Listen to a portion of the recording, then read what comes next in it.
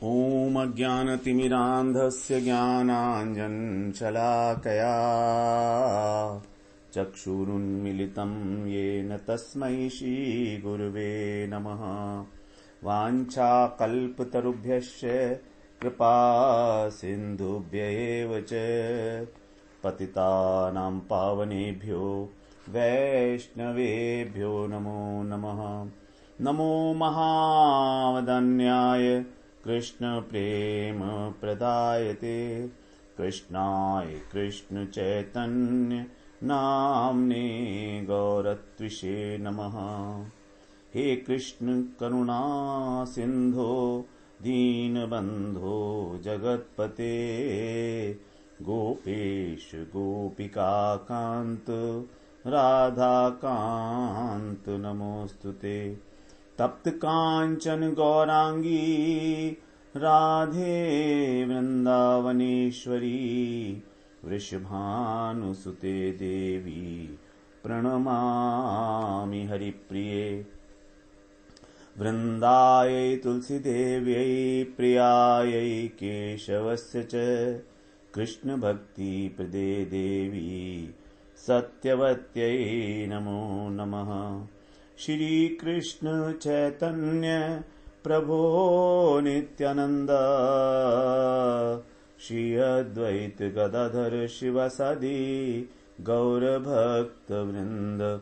हरे कृष्ण कृष्ण कृष्ण हरे हरे, हरे राम राम राम हरे हरे। हरे कृष्णा। सर्वप्रथम मैं अपने गुरु पाद पद्म ओम विष्णुपाद अष्टोत्तर शत श्री श्रीमद् भक्ति वेदांत माधव गोस्वामी महाराज के चरण कमलों में अनंत कोटि दंडवत प्रणाम ज्ञापन करता हूँ।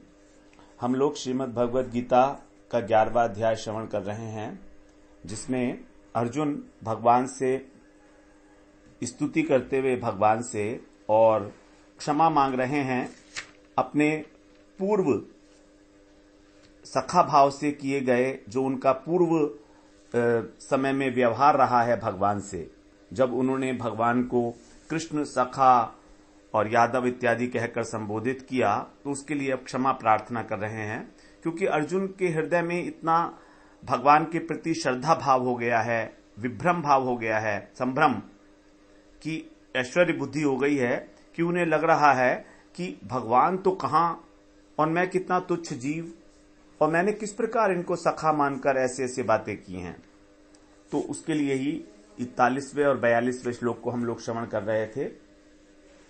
सखेति मत्वा प्रसभं यदुक्तम् हे कृष्ण हे यादव हे सखेति अजानता महिमानं तवेदम् मया प्रमादात् प्रणयेन वापि यच्च अवहासार्थमसत्कृतोऽसि विहारशय्यासन भोजनेषु एकोऽथवापि अच्युत तत्समक्षम् तत्क्षामये त्वामहमप्रमेयम्।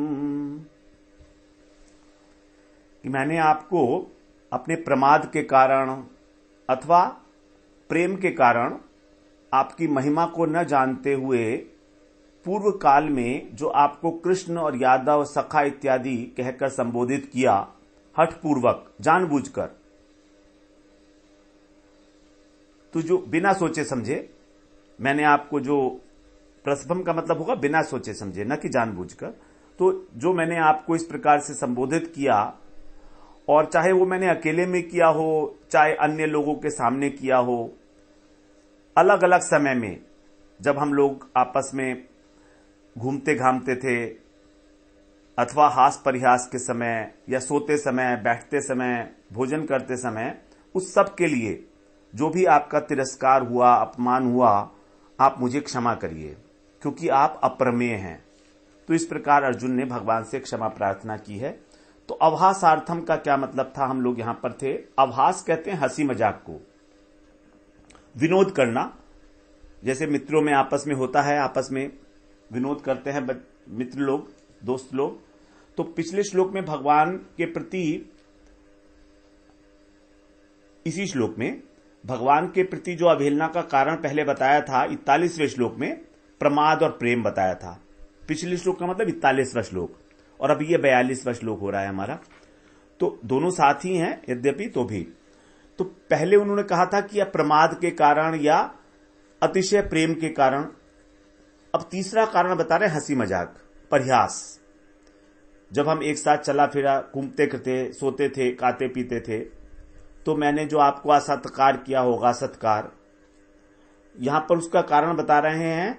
चाहे मैंने व्यवहार आपसे अकेले में किया हो, चाहे सबके सामने किया हो, तो जो कुछ भी है आपका तिरस्कार, आप मुझे क्षमा करें। तो हमारे द्वारा जनरली 3 प्रकार से ही किसी अन्य व्यक्ति का अपमान हो जाता है और हमें ख्याल नहीं रहता, अनजाने में। और यही है 3 जो अवस्थाएं हैं, वो यही हैं: प्रमाद, प्रेम और विनोद। ये 3 ही कारण हैं, या तो प्रमाद के कारण, या प्रेम के कारण, और या विनोद, हंसी मजाक के कारण। अब प्रमाद के कारण भूल हो जाती है क्योंकि मन कहीं और होता है। प्रेम के कारण, प्रेम में तो कोई नियम ही नहीं चलता है किसी प्रकार से। और परिहास करते हुए, हंसी मजाक करते हुए तो वाणी को संभालना ही मुश्किल है। हम लोग कभी भी कुछ भी, किसी को भी कुछ बोल देते हैं। मित्रों में तो स्पेशली ऐसा होता है, व्यंग्यात्मक बातें भी बोली जाती हैं। तो विशेष रूप से ध्यान देने योग्य बात है यहां पर कि वाचिक अपराध के लिए कहा गया।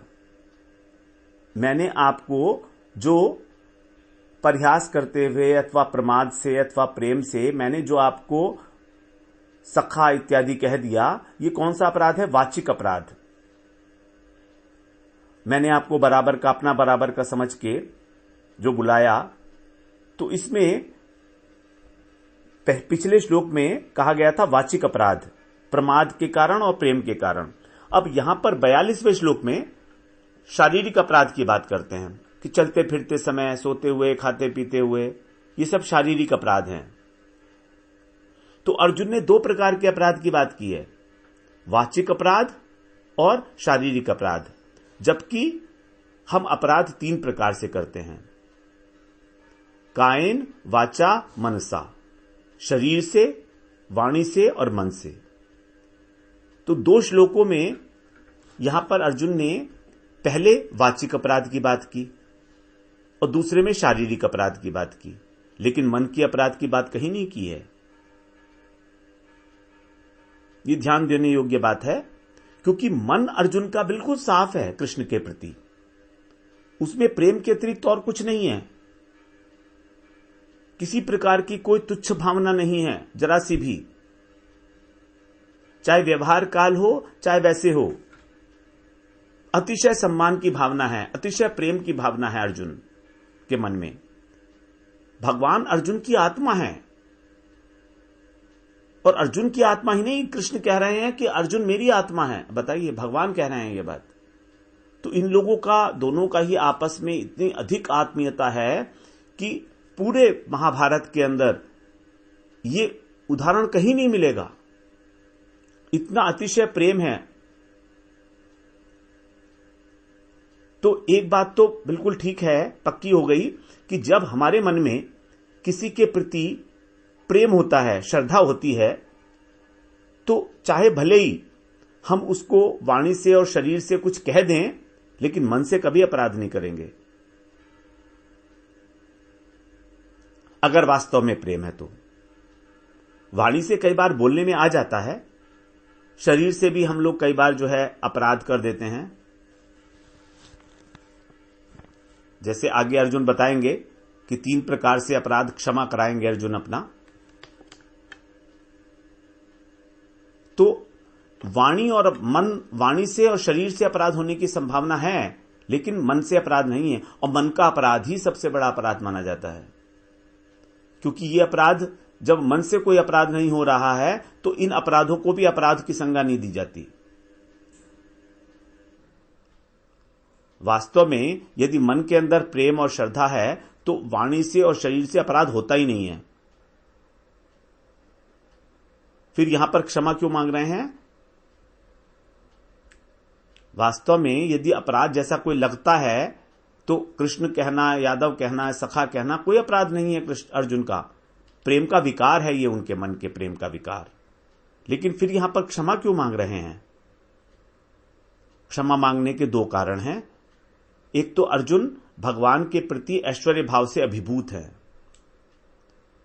उन्हें लग रहा है इस समय कि उन्होंने भगवान के साथ ठीक नहीं किया पहले पूर्व काल में, सखा मांगकर उनको। ये एक तत्कालिक अवस्था है अर्जुन की, तत्कालिक इस समय, क्योंकि भगवान का विश्व रूप देख रहे हैं वो। और दूसरी बात जो है, भगवान का नाम द्वारका में वासुदेव है। द्वारका में इसी नाम से उनको पुकारा जाता था, कृष्ण नाम से नहीं पुकारते थे द्वारका में। कृष्ण नाम तो वास्तव में भगवान का ब्रजवासियों के लिए ही है। कहीं कहीं अपवाद रूप में द्वारका में भी कृष्ण कहा गया है, लेकिन प्रधानतः कृष्ण नाम जो है वो ब्रज का ही नाम है भगवान का। तो अर्जुन ने गीता में 9 बार भगवान का नाम लिया है, कृष्ण कृष्ण, लेकिन वासुदेव एक बार भी नहीं कहा।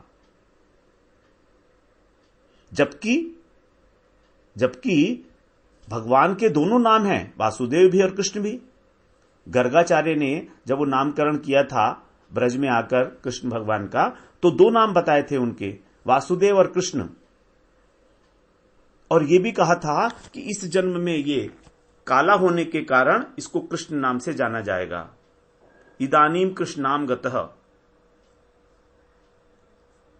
इदानीम कृष्णताम गतः, इस जन्म में ये काला हुआ है, इसलिए कृष्ण नाम से जाना जाएगा। तो भगवान का जो ऐश्वर्य परक नाम है वो है वासुदेव, और भगवान का जो माधुर्य परक नाम है वो है कृष्ण। कृष्ण को रूढ़ी नाम भी कहा गया है, क्योंकि प्रचलन में प्रसिद्ध नाम जो होता है वो कृष्ण ही है। शास्त्रों में भी कृष्ण नाम ही है। तो अर्जुन का भाव यह है कि मैंने आपके ऐश्वर्य परक जो आपका वासुदेव नाम है उसका प्रयोग नहीं किया, कृष्ण का किया। तो ये आपकी नाम की महिमा का अनादर हो सकता है, क्योंकि आप तो परम ऐश्वर्यशाली भी हो ना। तो आपको कृष्ण कहना हो सकता है आपको ठीक ना लगा हो, क्योंकि आप ऐश्वर्यशाली हो। ऐसा वास्तव में है बिल्कुल भी नहीं, ये सब अर्जुन की अपनी सोच है। इसलिए वो कह रहे हैं मैंने आपको कृष्ण कह दिया। ये कृष्ण नाम वास्तव में आपका ऐश्वर्य, आपकी महिमा का सूचक तो नहीं है। आपकी महिमा का सूचक तो वासुदेव नाम है, जो ऐश्वर्य परक नाम है आपका। तो मेरा कृष्ण, आपको कृष्ण कहना कहीं ना कहीं तिरस्कारपूर्ण हो सकता है। वास्तव में तो कारण पहला वाला ही है कि अर्जुन इतनी अभिभूत हो चुके हैं ऐश्वर्य बुद्धि से कृष्ण के प्रति, विश्व रूप को देखकर, इसीलिए कुछ क्षमा मांग रहे हैं। और आप जो हैं, आप तो अजन्मा हो। यादव क्यों कहा फिर तुमने? अगर कृष्ण कहें कि ठीक है चलो कृष्ण नाम तो मैं समझ गया, अब यादव क्यों कहा? तो अर्जुन कह रहे हैं भाई आपने खुद ही कहा अजोपि सन् अव्ययात्मा, आप तो अजन्मा हो और मैंने आपको साधारण यादवों के वंश में जन्म लेने वाला मान दिया और मैंने आपको यादव कह दिया। आप तो पुरुषोत्तम भगवान हो और मैं तुच्छ जीव हूं। हम दोनों में तो बहुत अंतर है। आप कहां विभू तत्व हो, मैं अणु तत्व हूं, अणुचित, और आप विभुचित। लेकिन मैं आपको सखा मान लिया, बराबर का मान लिया, यह भी एक अपराध हो गया। तो ये अपमान नहीं है तो और क्या है फिर? तो आपको कृष्ण कहना, आपको यादव कहना और आपको सखा कहना, ये तीनों ही एक प्रकार से मुझे ऐसा लगता है कि मैंने अपराध किया, इसलिए मैं आपसे क्षमा मांग रहा हूं। तत्क्षामये। पुरानी बातों को याद करते करते अर्जुन अब सोचते हैं कि मुझे तो याद भी नहीं कि कितनी बार मैंने ऐसा कहा है, कितनी बार मैंने अवहेलना की है आपकी, असत्कार किया है आपका। तो उन सबको मैं आपसे तत्क्षामये, आपसे क्षमा करवाता हूं। क्षामये मतलब करवाता हूं, इसीलिए आप क्षमा कर दीजिए। चाहे अकेले में कहा हो, एको अथवा अपि अच्युत तत्समक्षम। तत्समक्षम का मतलब है जो ब्रजवासी हैं, नहीं ब्रजवासी नहीं, जो आपके कुटुंबी हैं और लोग, उनके सामने, अथवा कौरवों के सामने, पांडवों के सामने भी, जो भी हैं सबके सामने ही मैंने आपको कृष्ण कृष्ण करके बुलाया है, कई बार सखा कह के बुलाया है, ये मैं आपसे क्षमा करवाता हूं। और आप हैं कौन? अप्रमेयम। अब देखिए, क्षमा कराने के साथ ही भगवान को एक विशेषण भी दे दिया कि अब तो आपको करना ही पड़ेगा, क्योंकि जब भी हमें कोई किसी से काम कराना होता है तो उस कार्य से रिलेटेड अगर उसको संबोधन दे दिया जाए तो खुश हो जाता है और फिर हमारा कार्य भी कर लेता है। जैसे मान लीजिए किसी व्यक्ति को कुछ पैसा चाहिए और वो एक दूसरे व्यक्ति के पास जाता है तो उससे कहता है, सेठ जी मेरे को 500 रुपए दे दो। सेठ जी कहेगा उनको, जबकि वो सेठ वेठ नहीं है तो भी। तो जब उसको सेठ जी कह दिया तो थोड़े बहुत पैसे उसे देने पड़ेंगे फिर, जो भी मांग रहा है वो, क्योंकि वो उसके वरना सेठ पने का अपमान हो जाएगा, सेठ नहीं रहेगा वो। इसलिए तो यहां पर कह रहे हैं अर्जुन अप्रमेयम, आप मेरे अपराध क्षमा करें क्योंकि आप तो अप्रमेय हो। अर्थात आपकी जो महिमा है उसको कोई नहीं जान सकता। जिस चीज को नापा ना जा सके, मेजर ना किया जा सके, उसको कहा जाता है अप्रमेय। सिद्ध ना किया जा सके किसी प्रमाण के द्वारा, उसको बोलते हैं अप्रमेय। एक होती है प्रमेय, एक होता है प्रमाण। तो प्रमेय और प्रमाण, हैंस प्रूव्ड जो बोला करते थे हम लोग ज्योमेट्री के अंदर, प्रमेय होती थी और प्रमाण होता था। तो आपको कोई सिद्ध नहीं कर सकता, आप स्वयं सिद्ध हो। तो आपकी महिमा को, आपके स्वरूप को समझना, मापना असंभव है, क्योंकि वो अचिंत्य है, आपको कोई नहीं जान सकता। और जो थोड़ा बहुत किसी को ज्ञान होता है वो भी आपकी कृपा से ही होता है। आपका ही ये परम अनुग्रह है मेरे ऊपर कि मैं आपको, आपके प्रभाव को पहले नहीं जानता था, इसलिए आपका अनादर करता रहा, मगर अब आपकी कृपा से थोड़ा थोड़ा जान पा रहा हूं कि आप कौन हैं। और सारा जानने की तो बात छोड़िए, केवल उतना जान पाया हूं जितना आप अपनी कृपा के द्वारा मुझे जनाना चाहते हैं।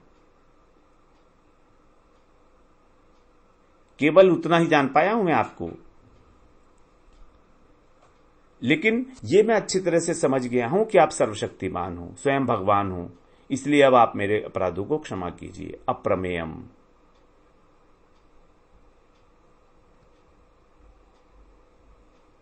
तो जब भागवत पुराण में इस तरह का एक आया है प्रसंग कि जब कृष्ण ने अपनी लीला प्रकट की इस धराधाम पर और वो अर्जुन गए थे वहां पर द्वारका में, तो जब वहां से अर्जुन ये समाचार लेकर हस्तिनापुर लौटते हैं तो युधिष्ठिर महाराज से वो क्या कह रहे हैं, किस प्रकार से, जब बड़ा मार्मिक संदर्भ है ये श्रीमद् भागवत पुराण में कि किस प्रकार से व्याकुल चित्त होकर अर्जुन वहां से लौटे हैं।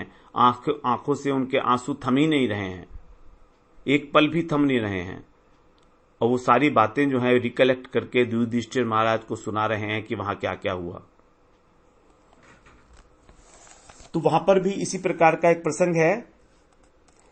तो उसमें भी यही कहा है अर्जुन ने युधिष्ठिर जी से, शय्यासन नाटन विकथन भोजनादिषु एक्यात वयस्य ऋतवानिति विप्रलब्धः सख्यु सखेव पितृवत तैनस्य सर्वम सेहे महान महितया कुमतेरघम में।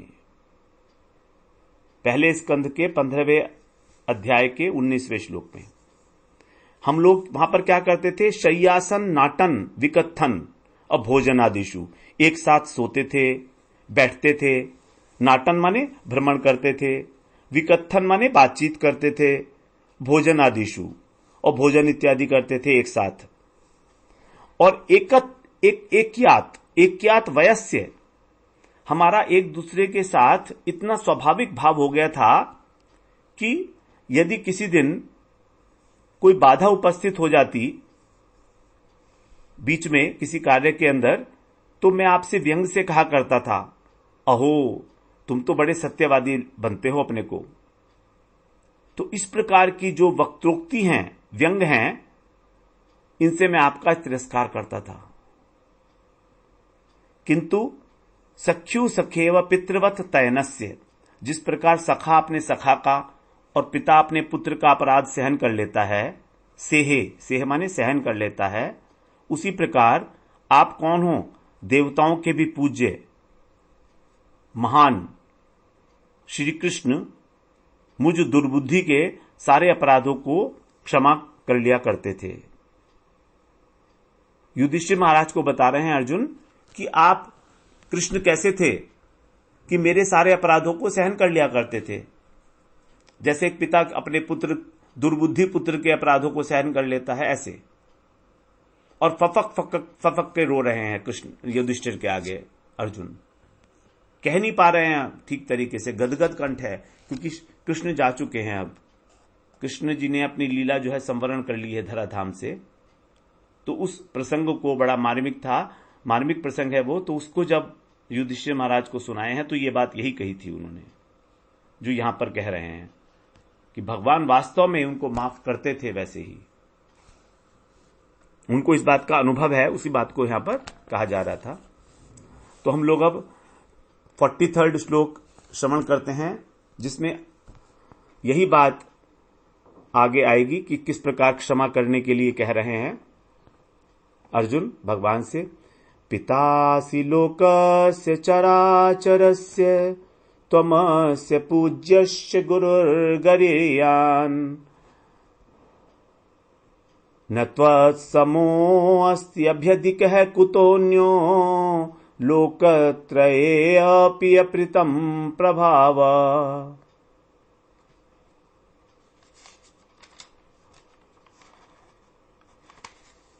पिछले 2 श्लोकों में 41 में और 42 में भगवान से अपने अपराध क्षमा कराने की प्रार्थना की अर्जुन ने, और अब आगे के 2 श्लोक हैं 43 और 44, इसमें भगवान के महत्व का, उनके प्रभाव का वर्णन कर रहे हैं और अपराध क्षमा करने की योग्यता बता रहे हैं। मतलब भगवान को उनके अपराध क्षमा कर ही देने चाहिए, ये कह रहे हैं, क्योंकि वास्तव में तो क्षमा करने योग्य केवल भगवान ही हैं। भगवान और भगवान के भक्त वास्तव में वही क्षमा कर सकते हैं, और कोई साधारण व्यक्ति क्षमा करने योग्य ही नहीं है। कह दिया जाता है कि मैंने आपको क्षमा कर दिया, लेकिन जब तक हम इस माया के चक्र में घूम रहे हैं तब तक हम वास्तव में किसी को क्षमा नहीं कर सकते। बिल्कुल वास्तविकता है ये, क्षमा करना कोई आसान नहीं है, ये दैविक गुण है। तो भगवान को याद दिला रहे हैं कि देखिए आपका कितना अधिक प्रभाव है, आप मुझे क्षमा क्यों नहीं करेंगे। तो क्या कह रहे हैं कि आप क्या हो? पिता अस्य, पितासी, पिता असी, पिता हो, पिता हैं आप। लोकस्य माने इस सारे लोक के, सारे ब्रह्मांड के, चराचर ब्रह्मांड के। लोकस्य चराचरस्य, चर और अचर, जो 2 ही प्रकार के प्राणी होते हैं जगत में, या तो चलने वाले या स्टेशनरी, खड़े रहने वाले। तो आप इस जगत के चराचर प्राणियों के पिता हो, और फिर क्या हो? आप पूज्यश्च, और पूजनीय भी हो, आप सर्वश्रेष्ठ हो। गुरुर गरीयान, गुरु को भी गुरु हो आप।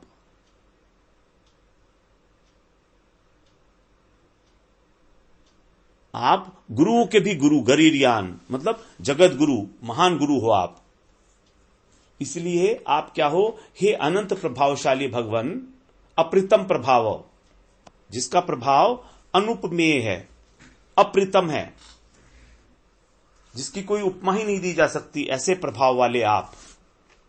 तीनों जगत के अंदर जिनका प्रभाव इतना अधिक है, त्रिलोकी के समान। न त्वत्समो अस्ति, आपके समान कोई नहीं है। न त्वत्समो, त्वत् माने आपके, समो माने समान, आपके समान कोई नहीं है। अभ्यधिक है कुतोन्यो, फिर आपसे अधिक कैसे होगा? जब कोई आपके समान ही नहीं है तो अधिक होने का तो प्रश्न ही नहीं होता। इसको कैमुतिक न्याय बोला जाता है। संस्कृत भाषा में इसका बहुत अधिक प्रयोग होता है। यहां पर भी भगवत गीता में भी कई जगह इस बात की कई जगह ये वाली बात आई है। कैमुतिक न्याय, किम उत, कैमुतिक वर्ड बना है किम उत, क्या कहना। किम माने क्या, उत माने कहना, क्या कहना। मतलब जब आपके समान ही कुछ नहीं है तो आपसे बड़ा कौन होगा, इस विषय में क्या कहना। किम उत, तो किम उत से बना है किम कैमुतिक। तो कैमुतिक न्याय के आश्रय लेकर कह रहे हैं कि आपसे बड़ा कौन हो सकता है, प्रश्न ही नहीं होता। मतलब कोई नहीं है। मत्तः परतरम नान्यत् किंचिदस्ति धनंजय, जो भगवान कह आए हैं वही बात। तो अभ्यधिक है कुतोन्यो, तो आप ब्रह्मांड के पिता हो। सारे ब्रह्मांड तो आपसे उत्पन्न हुए हैं। 90 अध्याय के 17वें श्लोक में बोला भगवान ने, पिता हम अस्य जगतो माता धाता पितामह। इस जगत का पिता, माता, धाता, पितामह सब मैं हूं। और फिर दूसरा कह रहे हैं पूज्यश्य, पूजनीय हैं आप। जो पूजनीय है हमारे देवता इत्यादि, उन लोगों के भी पूजनीय हो, अर्थात आप तो परम पूजनीय हो।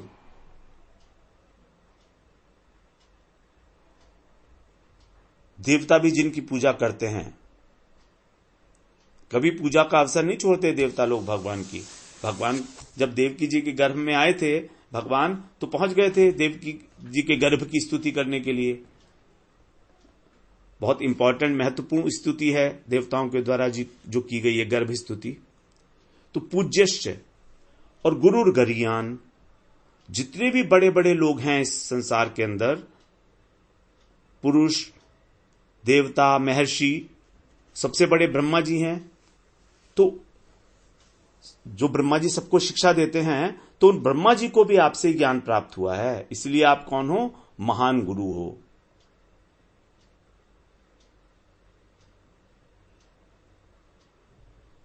तो गुरुओं के भी गुरु, जगत गुरु हो गए आप। और आपका प्रभाव कैसा है, अप्रतिम प्रभाव, जिसकी कहीं कोई तुलना ही नहीं दी जा सकती। अचिंत्य गुण संपन्न, अचिंत्य मतलब जिनकी बुद्धि के द्वारा चिंता ही नहीं की जा सकती, ऐसे हैं अचिंत्य गुण आपके। इनकंसीवेबल,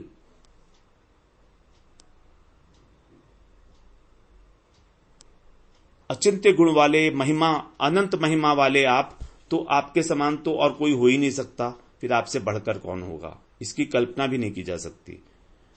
श्वेताश्वर उपनिषद में भी इसी बात आई है, तत्समश्च अभिधिकश्च दृश्यते, न तत्समश्च, आपके समान भी कोई नहीं है, तो आपसे अधिकस्य दृश्यते, फिर आपसे अधिक कौन दिखाई देगा हमको।